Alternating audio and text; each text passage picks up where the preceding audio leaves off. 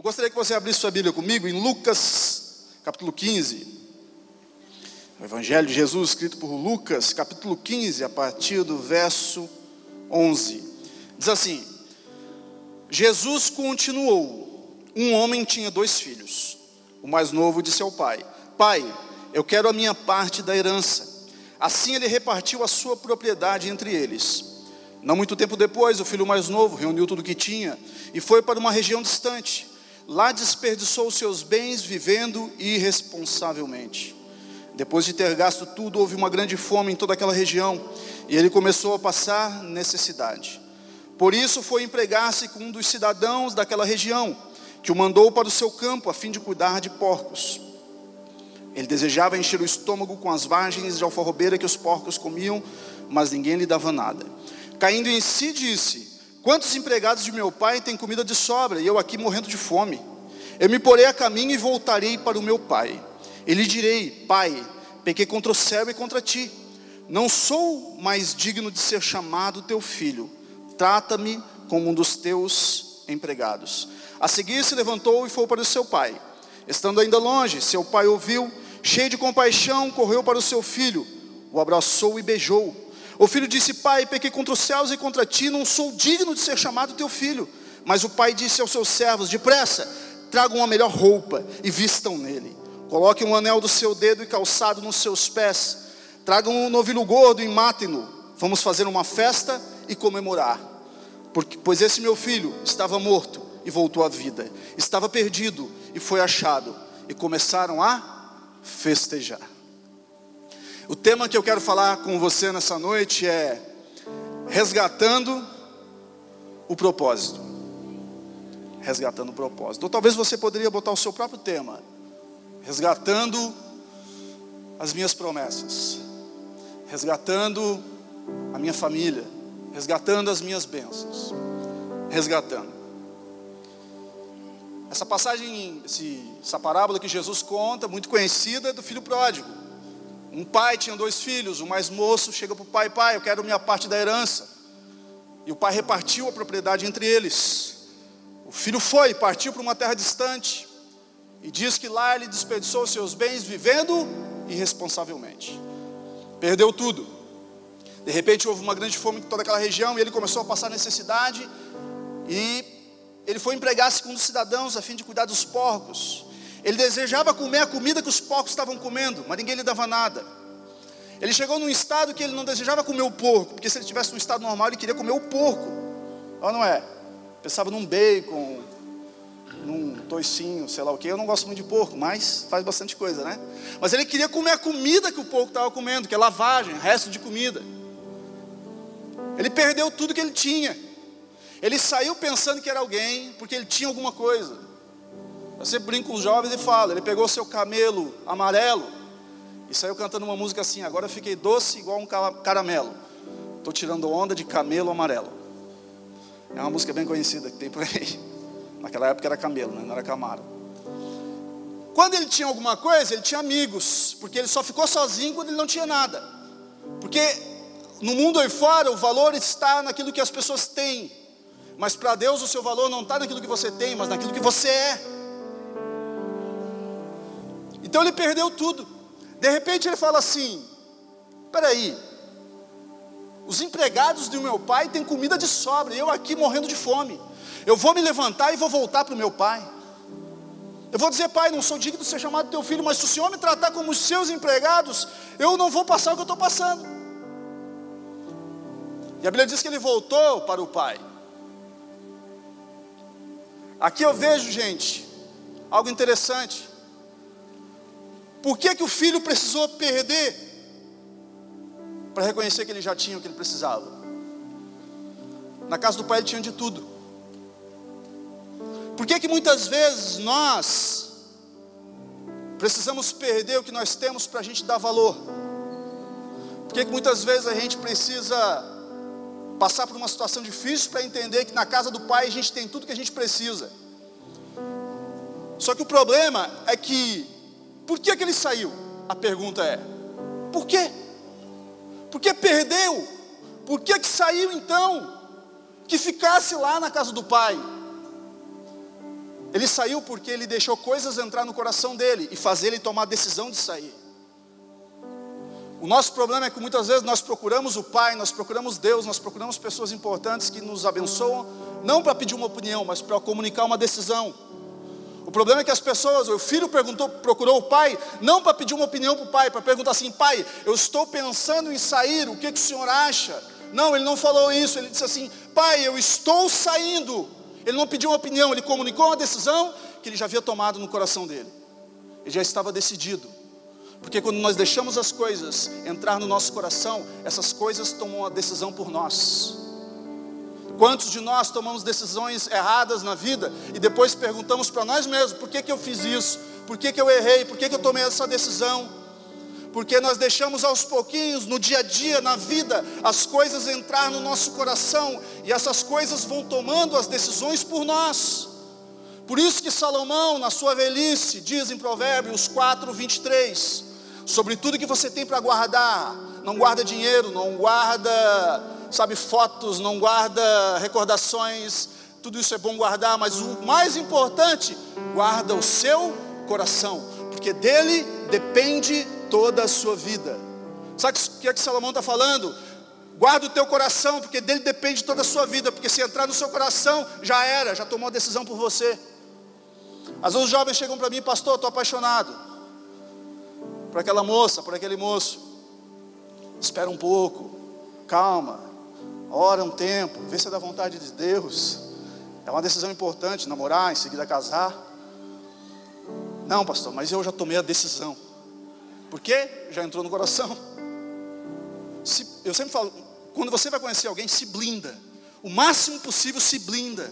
Não vai se entregando, não vai abrindo o seu coração para qualquer coisa. Abra o seu coração para a palavra de Deus. Davi disse: guardei a tua palavra no meu coração, para eu não pecar contra ti. Mas nessa hora nós vemos a diferença do burro, do inteligente e do sábio. O burro, aquele que erra e vive errando.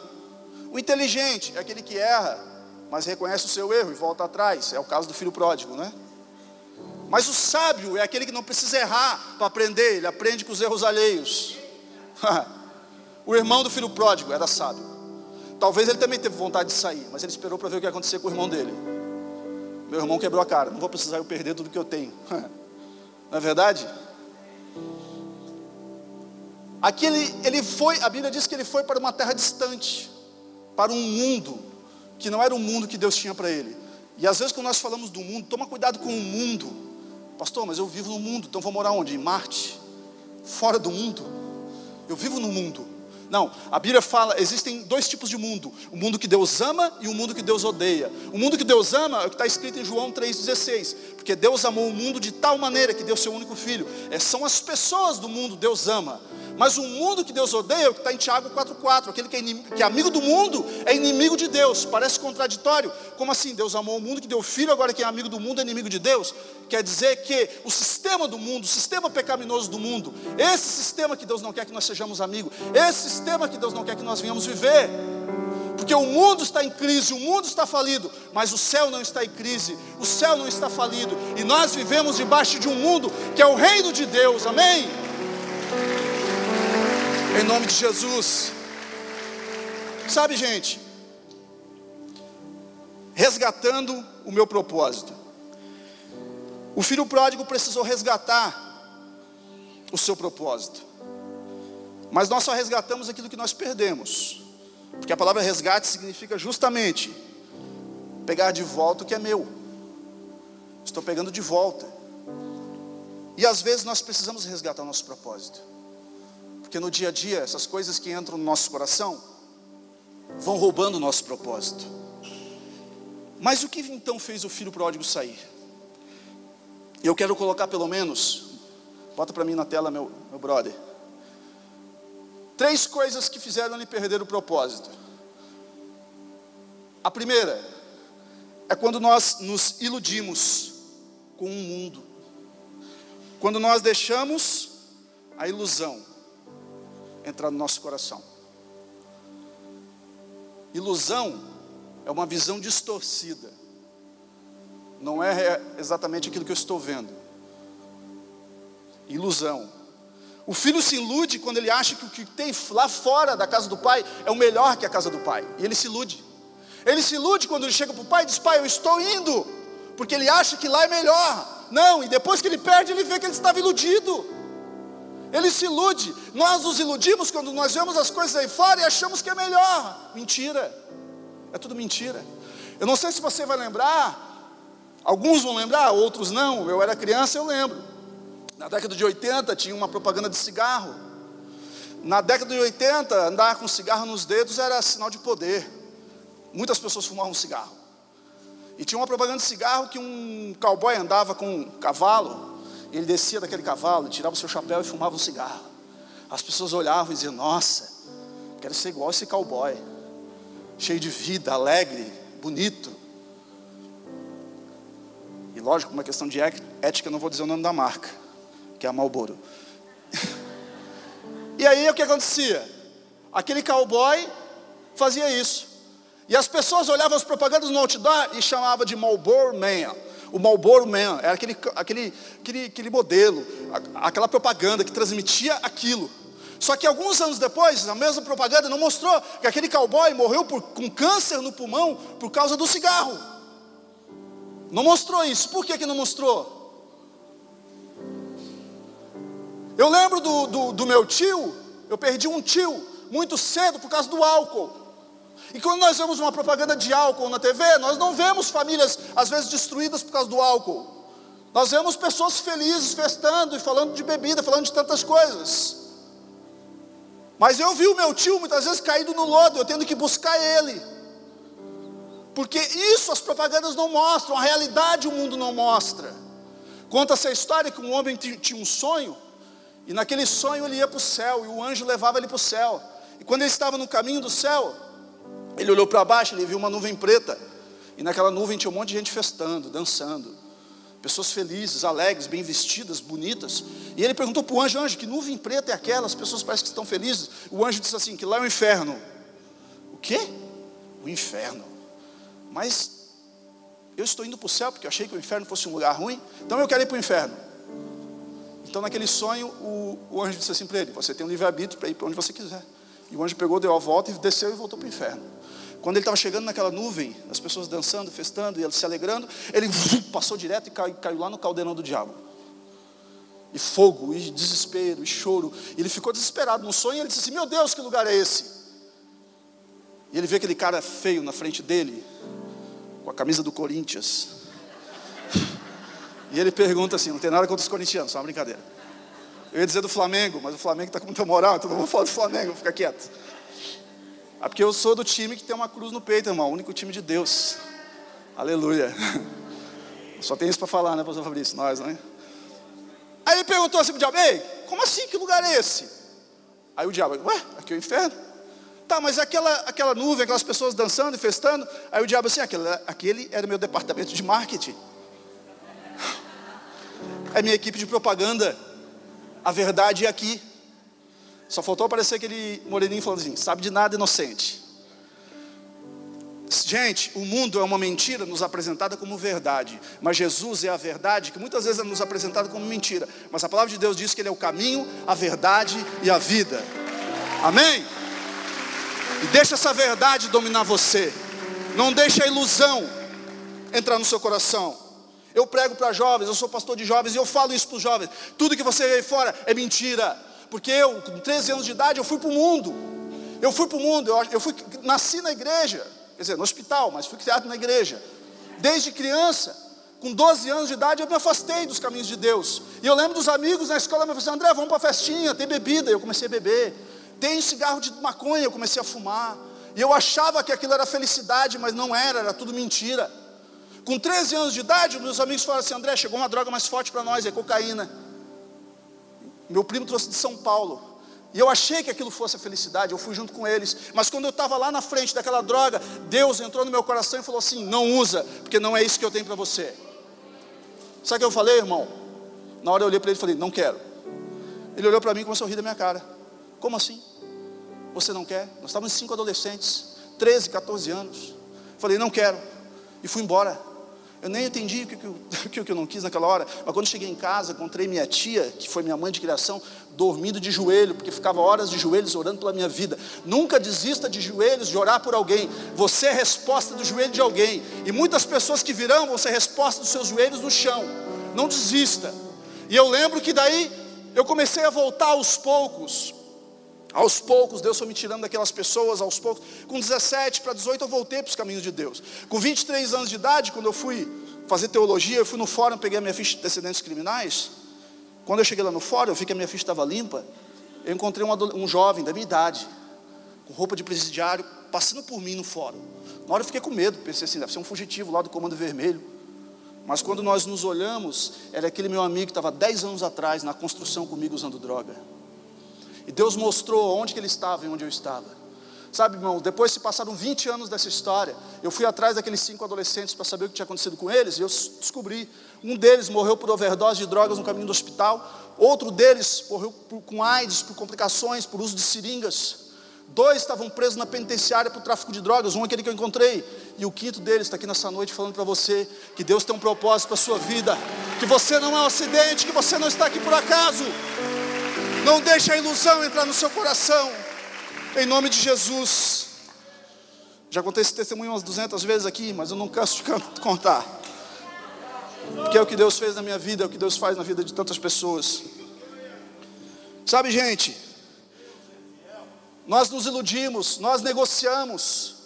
Muitas vezes nós negociamos aquilo que o Senhor tem para nós, negociamos o nosso propósito, negociamos nossa família, negociamos nossas promessas. Pai, me dá minha herança que eu estou saindo. Ele ficou negociando com o pai, e foi para o mundo e perdeu tudo, e ficou negociando com o mundo. Nós negociamos. Não troque propósito por propostas. Não troque aquilo que você mais quer na vida por coisas que você quer no momento, porque momentos passam e a vida continua, e às vezes a gente perde porque a gente negocia. Não negocie o seu propósito, não negocie aquilo que o Senhor tem para você, em nome de Jesus. E o último aqui dessa parte, quando nós desistimos. Nós perdemos quando nós desistimos. E desistir, muitas pessoas desistem porque não entendem o verdadeiro valor daquilo que elas têm. Eu gosto muito dessa frase de Henry Ford, que ele diz: um homem não está acabado quando ele enfrenta a derrota, ele está acabado quando ele desiste. Há mais pessoas que desistem do que pessoas que fracassam. Muitas pessoas desistem cedo demais, desistem do casamento porque estão passando por lutas, desistem do seu sonho, do seu propósito porque está difícil. Jesus nunca disse que seria fácil, mas Ele prometeu que valeria a pena. Ele disse: no mundo vocês vão ter aflições, não vai ser fácil, mas tenham bom ânimo, eu já venci o mundo por você. Apenas enfrente essa luta, continue em frente, que você vai conseguir. Então, nós desistimos muitas das vezes daquilo que o Senhor tem para nós. E a segunda parte, a última parte, fala que o filho precisou resgatar aquilo que ele tinha perdido. Quando ele perdeu tudo, quando ele estava lá no fundo do poço, no meio daquela lavagem, no meio daquele chiqueiro de porco, ele reconheceu que ele precisava mudar.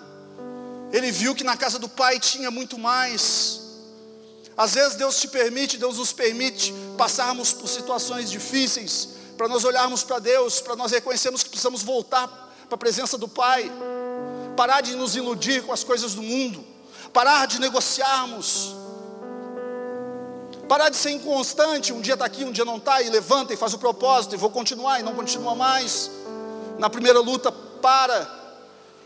negociamos quando viemos aqui na quarta-feira, e na sexta-feira à noite já vamos para a balada e bebemos e fizemos coisas. Aí estamos negociando. Não, seja firme naquilo que Deus tem para você, porque evangelho é isso, meu irmão. Evangelho não é para massagear ego, evangelho é para cortar. Evangelho é isso, evangelho é espada. Espada não serve para você pentear o cabelo, espada não serve para você passar maquiagem, espada serve para cortar. E cortar não para te ferir, cortar para te mudar, para nos transformar cada dia mais. Esse é o evangelho da palavra. Mas o filho precisou fazer algumas coisas aqui para ele resgatar. E é isso que nós precisamos fazer todos os dias. Eu preciso fazer isso todos os dias. Quando eu desanimo, quando eu penso, Deus, está difícil. Porque às vezes a gente vê o pastor, alguém pregando, pensamos assim, nossa, ele é o super-homem. E não passa por lutas.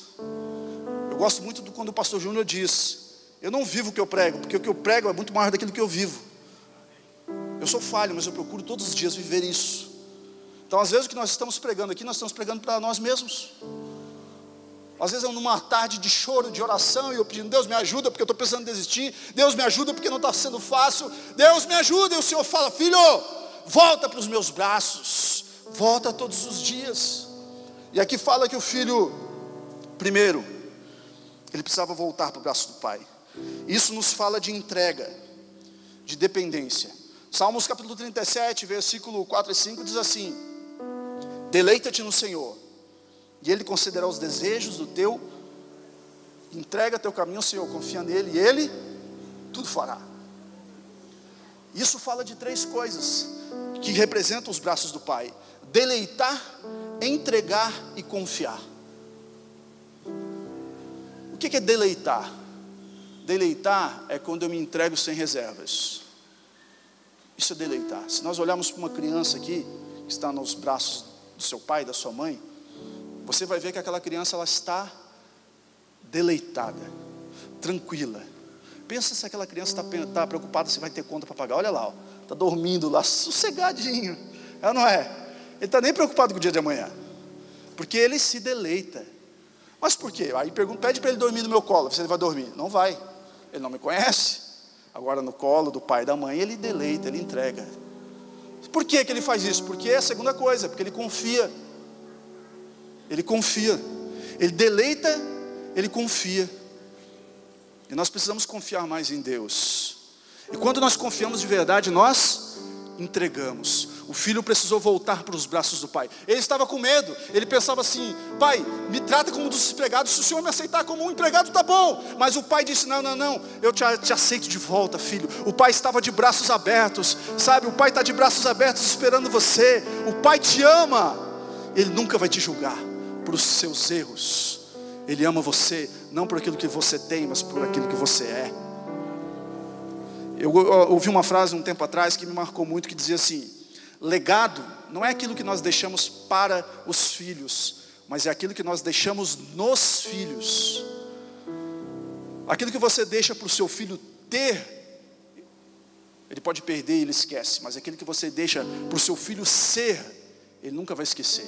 E o pai deixou um legado para aquele filho. O pai deixou um legado. Por quê? Porque o filho perdeu tudo, mas quando ele estava lá, ele lembrou do pai, ele lembrou do amor do pai. O legado estava no coração dele, e ele voltou para os braços do pai. Primeira coisa, nós precisamos nos entregar para os braços do pai todos os dias da nossa vida.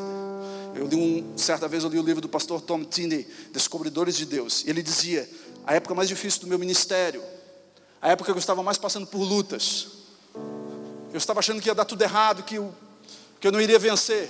Um dia eu fui andar de avião, levar minha filha pequena de 4 a 5 anos de idade para andar de avião pela primeira vez. E quando nós sentamos na janela, e quando o avião, depois que estava decolando, eu botei ela no meu colo. E ela olhou na janela e disse, olha pai, carrinhos pequenininhos, casinhas pequenininhas. E ele falou, deu uma risada, disse, não filha, é porque aqui do alto, tudo fica pequenininho lá embaixo. E na hora o Espírito Santo falou ao coração dele, filho, quando você se deleita no meu colo, quando você entrega a sua vida para mim, eu te levo no alto. E você olha para baixo e você diz, olha pai, probleminhas pequenininhos, dificuldades pequenininhas, porque a nossa vida está nos braços do pai. Amém?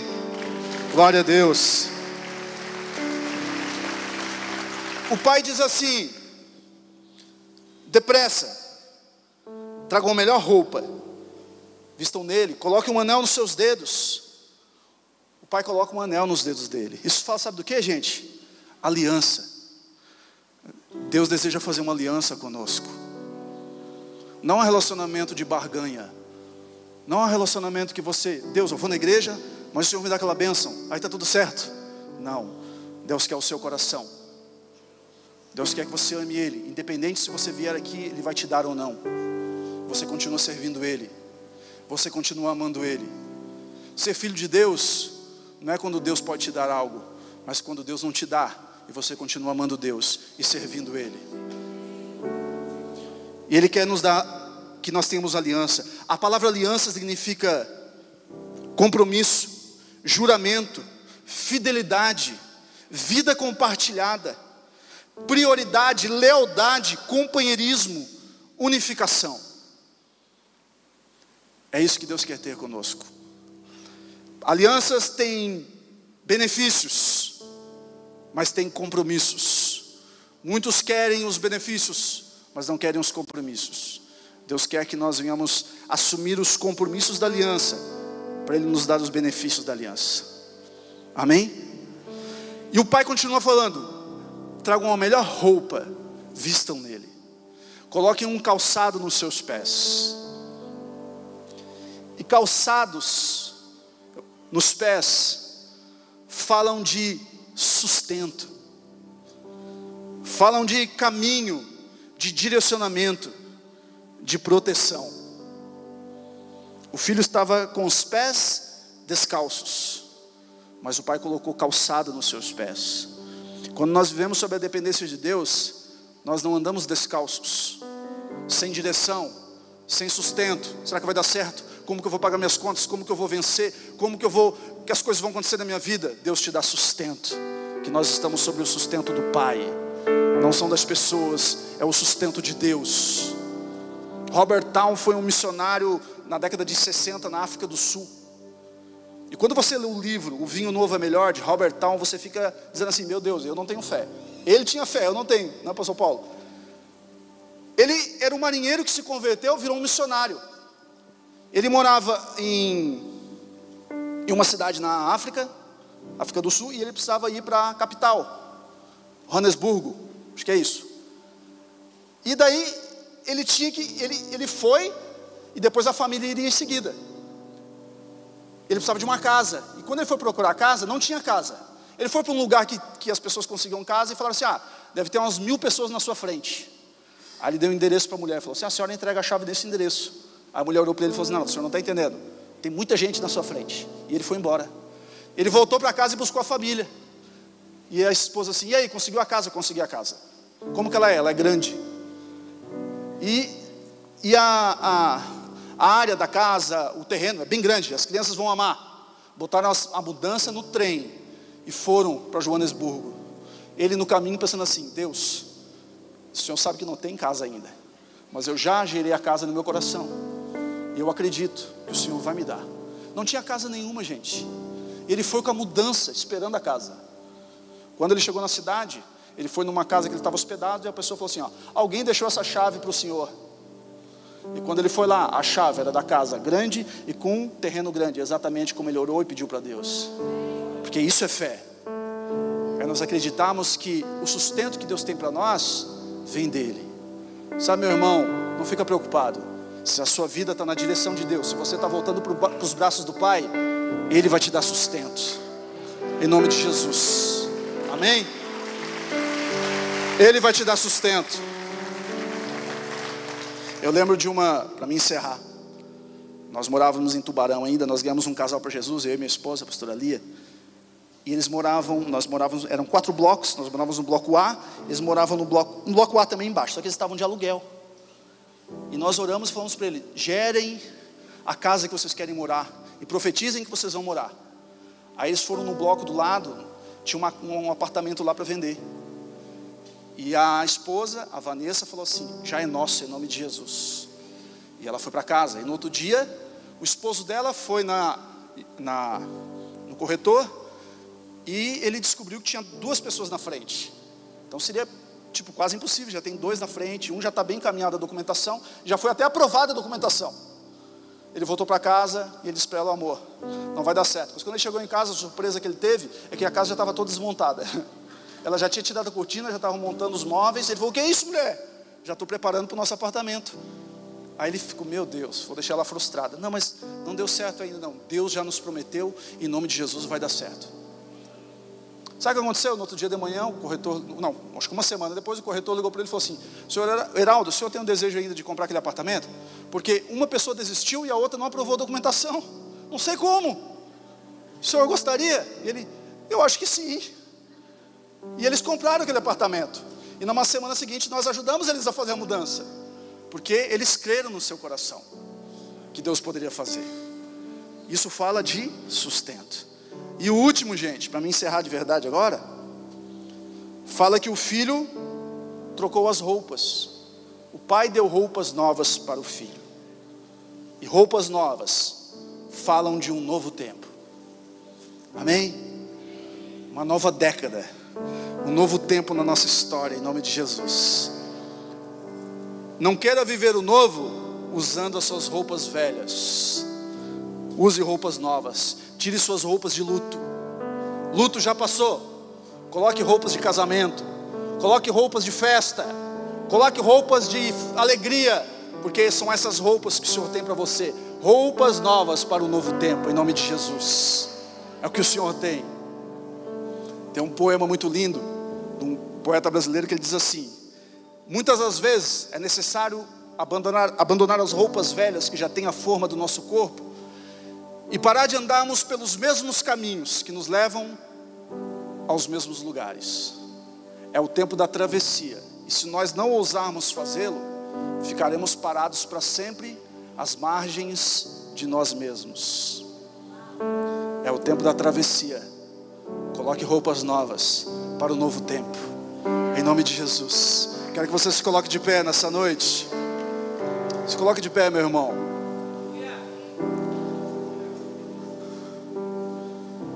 O filho precisou resgatar o seu propósito.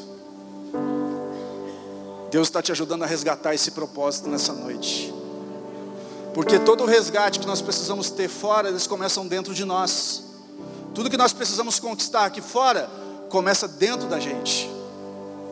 O resgate da sua família começa dentro de você. O resgate das suas finanças começa dentro de você. Do seu propósito começa dentro de você.